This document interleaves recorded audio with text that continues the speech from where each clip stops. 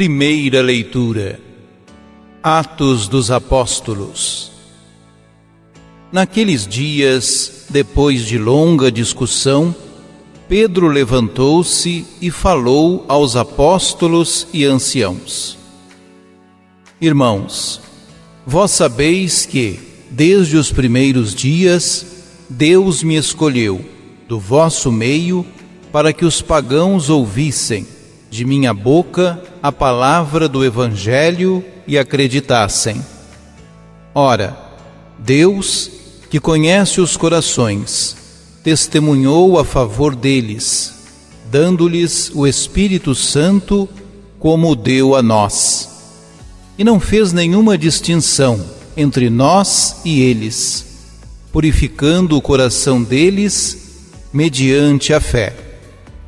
Então, por que vós agora colocais Deus à prova, querendo impor aos discípulos um jugo que nem nossos pais e nem nós mesmos tivemos força para suportar? Ao contrário, é pela graça do Senhor Jesus que acreditamos ser salvos, exatamente como eles. Houve então um grande silêncio em toda a assembleia.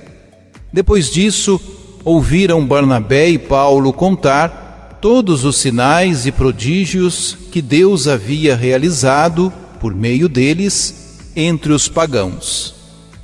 Quando Barnabé e Paulo terminaram de falar, Tiago tomou a palavra e disse: Irmãos, ouvi-me. Simão acaba de nos lembrar como, desde o começo, Deus se dignou tomar homens das nações pagãs para formar um povo dedicado ao seu nome. Isso concorda com as palavras dos profetas, pois está escrito: Depois disso, eu voltarei e reconstruirei a tenda de Davi que havia caído. Reconstruirei as ruínas que ficaram e a reerguerei, a fim de que o resto dos homens procurem o Senhor, com todas as nações que foram consagradas ao meu nome. É o que diz o Senhor, que fez estas coisas, conhecidas há muito tempo. Por isso, sou do parecer que devemos parar de importunar os pagãos que se convertem a Deus. Vamos somente prescrever que eles evitem o que está contaminado pelos ídolos, as uniões ilegítimas, comer carne de animal sufocado e o uso do sangue.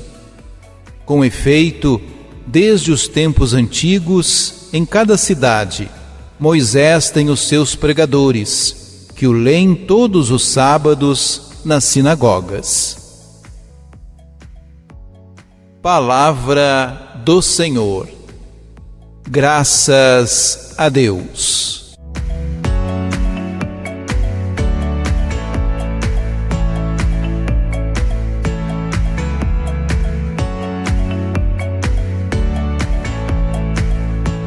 Ao contrário do que seria de esperar, quem toma a palavra para defender o ponto de vista mais liberal não é Paulo, mas Pedro. O apóstolo defende-o usando os seguintes argumentos: Foi ele mesmo quem inaugurou a missão entre os pagãos, ao batizar Cornélio e a sua família, tendo a igreja de Jerusalém aprovado a sua atuação. O próprio Deus aprovou e confirmou essa atuação ao enviar o Espírito Santo sobre os pagãos.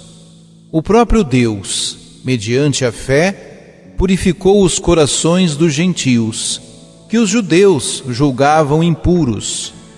Se a fé toma o lugar da lei, como meio de purificação, não é preciso suportar o seu jugo, tão pesado para os próprios judeus. Finalmente, o homem salva-se, não pela lei, mas pela graça de Jesus Cristo. Os discursos de Pedro e de Tiago têm, como intermediário, o testemunho de Barnabé e de Paulo, e vêm depois de uma longa discussão. Podem considerar-se os discursos conclusivos de um longo processo de discernimento comunitário. E assim se salvaguarda a liberdade do Evangelho, mas também a unidade da Igreja.